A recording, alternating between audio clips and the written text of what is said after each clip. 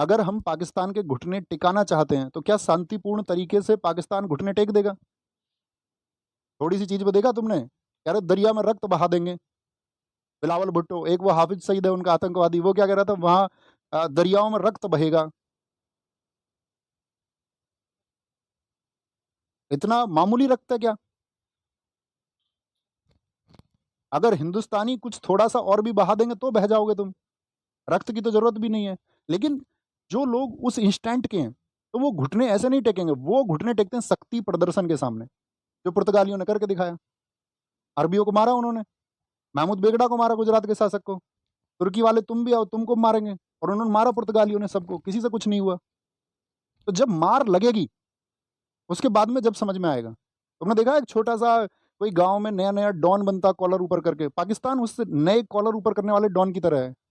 जब उसे पता चलता है हाँ देख लेंगे, लेकिन जब प्रशासन उसको उठाता है और उसमें एक दो दिन उसमें लाठी बजती हैं, और जब उसके नाखून उखाड़ लिए जाते हैं एक दो, तब वो कहता है बाबूजी आज के बाद नहीं करूंगा। तो मैं ये कह रहा हूँ सबसे पहले तो हाफिज सईद की गर्दन लेकर के आओ, और उसको वहां जहां सिंधु वाला वो है ना, सिंधु जल समझौता तो आप समझते होंगे, जहाँ पे पानी रुका वहां पे टाक दो उसको। मैं कह रहा हूँ कि बहुत दिनों तक तो आतंकवादी बहुत सारे ये सोचेंगे बयान देना चाहिए नहीं देना चाहिए। अमेरिका ने यही तो किया, ओसामा बिन लादेन को ढूंढ करके मारा। अब हिंदुस्तानियों के अंदर वो सोच रहे हैं कि दम नहीं है, क्योंकि उनको पता है ना कि ये हिंदुस्तानी भी आपका लास्ट में तो आपका जातियों के ऊपर लड़ेंगे। उस तरह का करेज दिखाई नहीं पाएंगे, उस तरह का साहस दिखाई नहीं पाएंगे।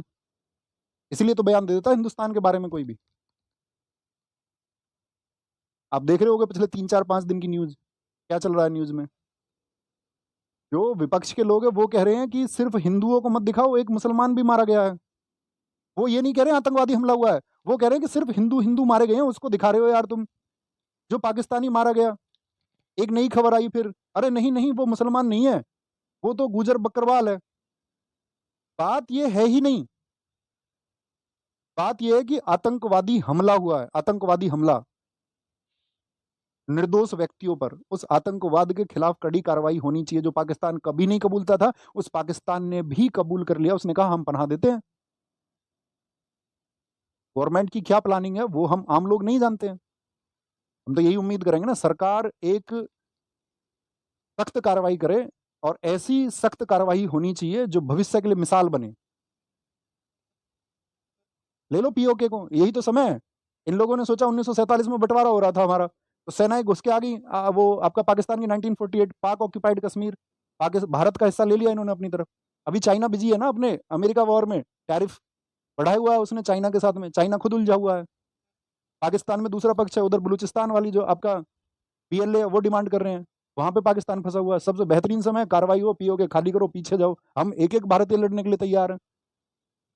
भारतीय सेना आदेश करे कि कब उसको सिविलियंस की जरूरत है, भारत का एक एक बच्चा तैयार होगा लड़ने के लिए, किसी के भी खिलाफ। उन दो चार लोगों का मत सोचना तुम, विरोधियों का, विपक्षियों का, जो वोट बैंक के चक्कर में कुछ भी कहते हैं। हिंदुस्तान यूनाइट है, इसका एक एक बच्चा लड़ेगा जब जरूरत होगी। हर एक व्यक्ति के अंदर उतना दम है। तुम बताओ लड़ोगे कि नहीं लड़ोगे?